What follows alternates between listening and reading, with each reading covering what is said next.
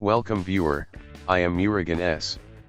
This video tutorial describes how to automatically insert date and timestamp in Notepad. Create new Notepad text.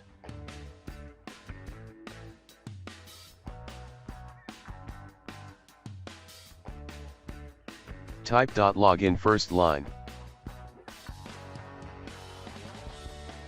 Type any text.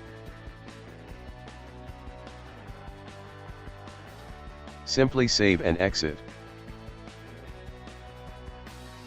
Reopen same text file. Date and timestamp is inserted.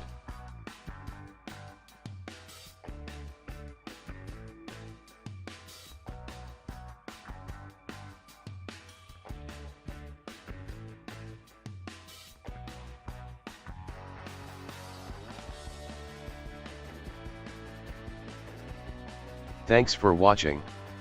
I hope this video tutorial helps to solve the problem. Please like, share and don't forget to subscribe my channel.